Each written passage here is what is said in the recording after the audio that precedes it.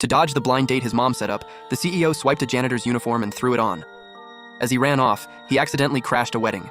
No guy in this whole city would ever marry you. I just need a fake partner to stand in for me. If you won't take her, I will. The CEO walked over to the woman and whispered, I've got your back, sis. Mr. Queen, I don't believe you'd really marry this kid who's still wet behind the ears. Why wouldn't I? Right after that, the bride grabbed the CEO by the collar and kissed him hard. The CEO only wanted a random person to fake date him for the blind date, but he ended up signing marriage papers with this woman 10 years older than him. Once they left the civil affairs office, the woman sized him up. His beat-up clothes made her think her spur-of-the-moment husband was broke.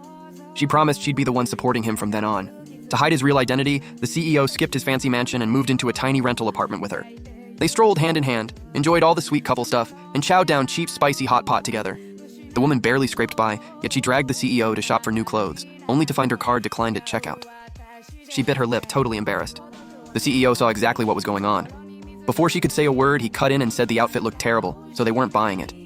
Why even try on clothes if you can't afford them? We'll take this dress. The woman pulled a jade pendant out of her bag and handed it to the shop owner reluctantly. As she walked out, she glanced back at the pendant over and over. The CEO instantly knew this pendant meant everything to her. When she told him it was her late dad's keepsake, he froze on the spot. She just laughed and said it didn't do her any good anymore, so she might as well trade it for new clothes for them. Thanks. Why are you being this nice to me? This is nothing. If you hadn't stepped in, I would have married into the Shen family. You're my little lucky charm. The CEO only pretended to be poor to avoid the blind date at first, but seeing how kind she was, his heart softened. Before he knew it, he'd fallen for her. No one could have guessed they only had one happy day together before disaster hit. The next morning when she headed to work, she got fired out of nowhere. Her ex-boyfriend was the one behind it all.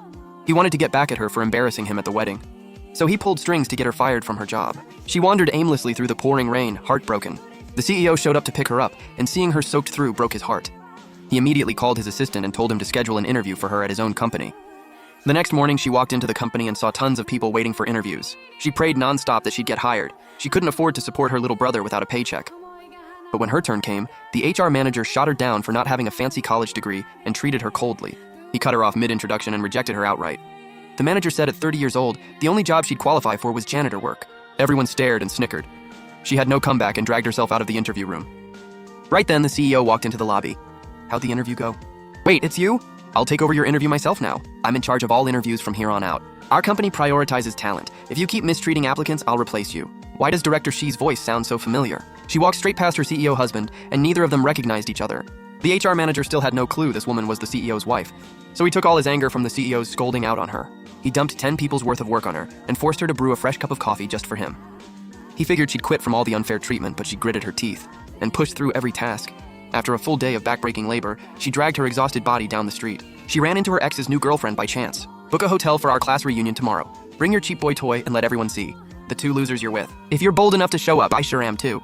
Back home, she told the CEO all about the reunion. But he had a huge business deal to close the next day and couldn't get away, so he had to turn her down. On his way to the meeting the next day, the CEO got a call from her phone.